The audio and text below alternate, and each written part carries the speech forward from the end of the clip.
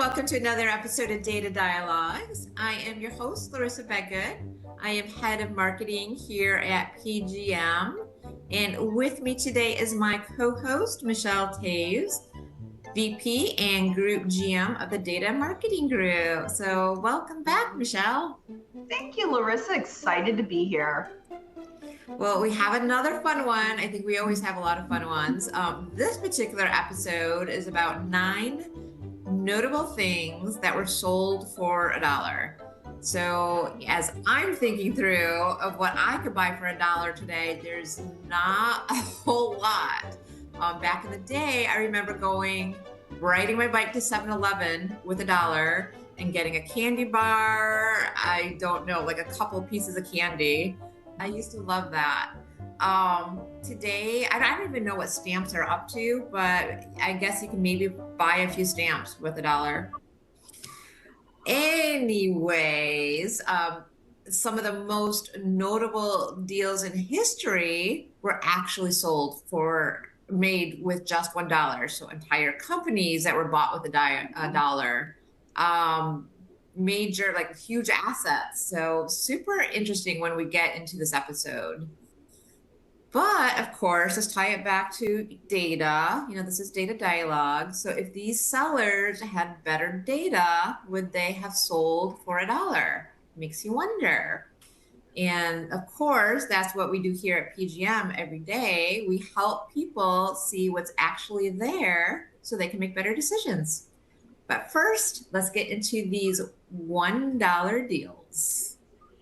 So this first one, when I read it, Larissa, I was actually shocked. We're going to start with a fun one. So back in the late 1800s, Coca-Cola was only sold as a fountain drink. So it didn't have the bottles. The owners at the time were convinced that that's how it should stay. So when a group of businessmen approached him about bottling, he basically dismissed the idea. That's just crazy to me now, because if you think of Coca-Cola today, like everything is in a can or a bottle. He sold the bottling rights to Coca-Cola for $1. He didn't even bother to collect his buck.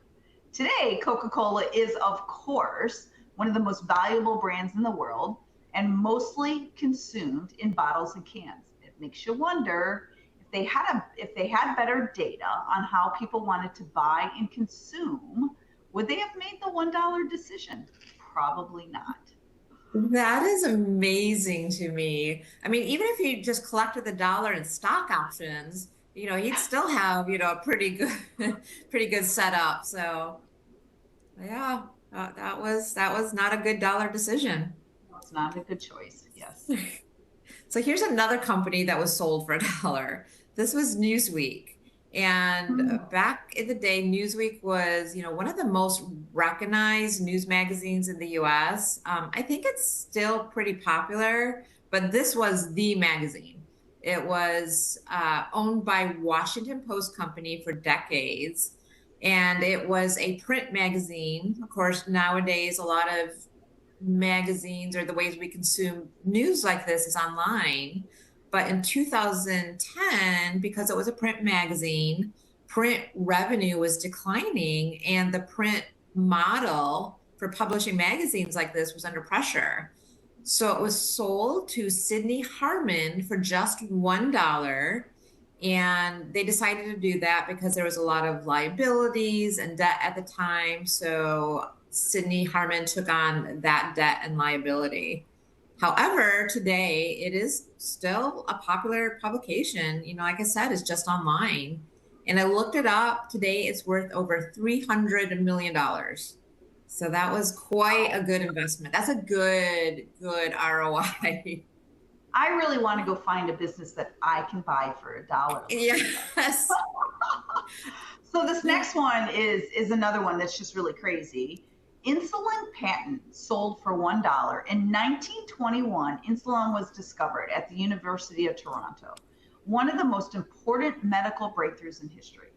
For the first time, people with diabetes had a treatment that could actually save their lives. The scientists behind it, including Frederick Banting, had a very intentional decision at the time. They sold the patent for $1 to the University of Toronto. They believed a life-saving treatment should be accessible for everyone, not used for profit. That's actually very honoring, right? That's like very cool that he had that idea. He just wanted to save people's lives and he wanted it to be available for everyone. The unfortunate thing is that today insulin is so expensive and many patients struggle to afford it. Obviously, not because of Frederick Banting. Yeah, I thought that one was super interesting too. I loved is like you mentioned that, he had such a good intention behind it. So this next one I thought was really fun. Get this, the Terminator script sold for $1. Hmm. So, the backstory.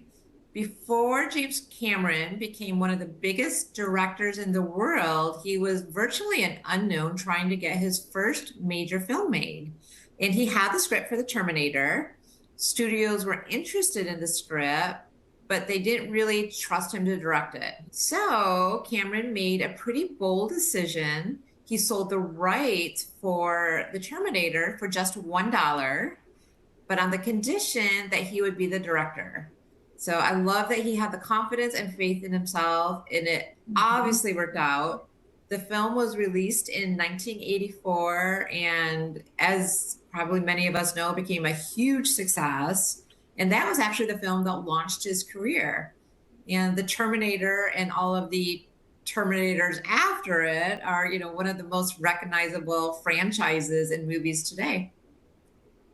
Another example, I love it that he believed in himself so much that he could direct it. It has me think about there's so many times that people don't get an opportunity to do something new.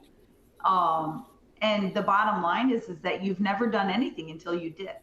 There's always a first time in trying everything. And so, yeah, his confidence was commendable. So the Yeah. next one is, I actually remember this when I was a kid. Some of our younger audiences will probably be like, what are you talking about? The TV guide sold for $1. If you're old enough to remember, like me, the TV guide, it was once a staple in American households. If you wanted to know what you were going to watch, you literally had to open up a book, see what was scheduled on what channel, and then go to that channel, and you would be able to schedule your evening according to that. Obviously, it's different today, but it was in every single American household. As a digital listing on demand viewer took over, the relevance started to decline a bit. So the business was sold for $1. The seller also provided 9.5 million to support the transition. At the time, a single issue cost $2.99, more than the entire company was sold for. Wow, I used to love that. I remember that very well too, Michelle. And, looking it up, like, okay, Wednesday at 7, Jeopardy, or, whatever it is. And of Mhm. course, then they didn't have like repeats and streaming and on demand. So if you missed it, you missed it. There was So no DVR to back it up, like none of that. So you exactly. had to be there available when it started if you wanted to watch the whole thing. Yeah, yeah. I wish I had one of those still. That was actually, yeah, that was a very nostalgic one. I like that. So here's another cool one, or in the kind of in the movie industry.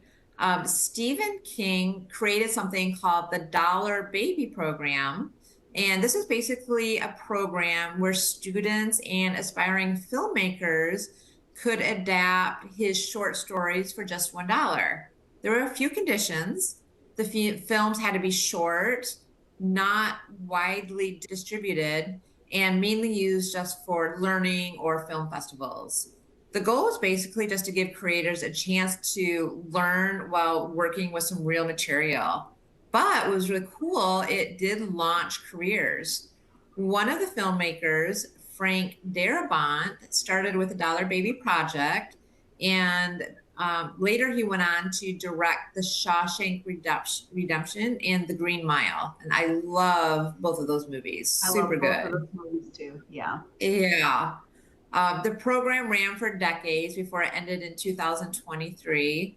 but it was really just such a unique way to open doors in the film industry. I think that is so cool. I love that.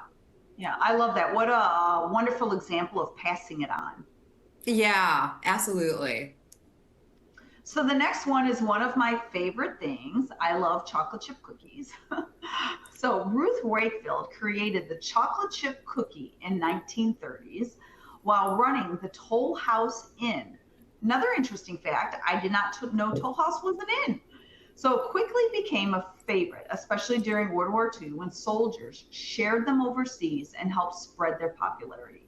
At one point, she made a deal with Nestle, giving them the rights to the recipe for $1. That's the recipe that's on the back of the chip bag, and a lifetime supply of chocolate. Nestle went on to print the recipe on every bag of chocolate chips, helping turn it into one of the most iconic desserts in the world. I agree, it is one of my favorite. Yes, if somebody makes chocolate chip cookies and do not use the Nestle Toll House recipe, you really have to convince me that it's a top cookie. I mean, I've had some good cookies, but this is, my first love. I remember my grandma making them. I remember my mom making them, and Yeah. yeah, I might have to make some cookies here pretty soon. All right. So imagine buying a home today for just $1. Well, that is exactly what happened back in Chicago. It was an actual two-bedroom home that sold in 2010 due to a foreclosure that led to the bank to take it back. Like I said, it sold for $1. At the time, Chicago and other cities like Detroit, for example, were really hit hard by the housing crisis, and that was on top of years of economic decline. So the reason it was sold for $1 was basically there was so much upkeep and renovations that had to be made to this particular home that it was basically like passing on the liability for someone to take this on. Um, but very interesting, a way to kind of refurbish the home. And I did see, when I was researching the episode, that there were other cities like Detroit that kind of took on similar types of models where they would try to refurbish really hard hit areas by selling real estate for very, very low prices. That's interesting. There's actually, if you do a little bit of research, there are towns today across the world where they're trying to get population back up to some of these really small towns. I think that they're doing it right now in some of these small towns in Italy that I've heard about, where you can go and buy a house for like really inexpensive.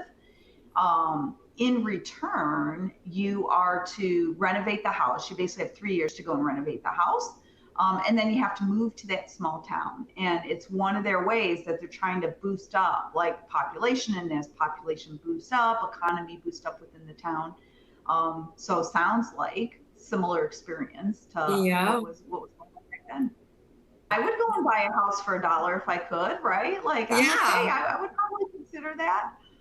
So absolutely. the next one, Star Wars radio rights. Interesting. The Star Wars franchise is now worth tens of billions of dollars. Who knows how much it's even worth? But in 1983, National Public Radio wanted to turn it into a radio drama. So George Lucas gave them the rights for $1. He was a fan of NPR and believed in what they were doing. I actually remember my grandpa sitting in his living room listening to radio TV all the time. He loved these different kind of radio shows and baseball games and sports. So just kind of a cool little memory. As a result, though, it was a high quality radio adaptation that expanded the story and reached new audiences. It is still remembered today as one of the most successful radio adaptation ever. Cool. And yeah, like Star Wars, I mean, who does not know Star Wars? They're all over the place. That's kind of a cute little story about it. Yeah. So, what is the difference between something being worth $1 and being worth millions? Often comes down to what we can actually see. At PGM, that's exactly what we focus on. We focus on helping companies to be able to see the full picture. With people factors, you can understand individuals and households, who they are, how they behave, and what matters the most to them. With home factors, you can see all kinds of information about the property itself, risk, condition, what's happening inside of the house. And with the auto factors, you get visibility into vehicle ownership and in market intent. So, Larissa, instead of guessing, you're making decisions based on real insights. So maybe we would not sell for a dollar if it's worth millions. Exactly. And I love how we're really passionate about our whole factor suite of solutions. And, as you said, it's insight into the people, the homes they live in, and the vehicles they drive. And, as marketers, just having, such deep insights into what drives consumers, you can really make better decisions. You might not prevent somebody if they have it in their mind to sell a recipe for a dollar, but you can maybe market to them with chocolate chip cookies if you see that they have kids in the household or they are avid chocolate lovers. Who knows? But it's interesting what data can and cannot tell you. Exactly. So, great episode. We hope you enjoyed today's episode. Remember that even though these sold for a dollar, that value is not always what it seems. I guess that is my takeaway for today. And with that, stay curious, stay data driven, and we will see you next time on Data Dialogues. Thank you all.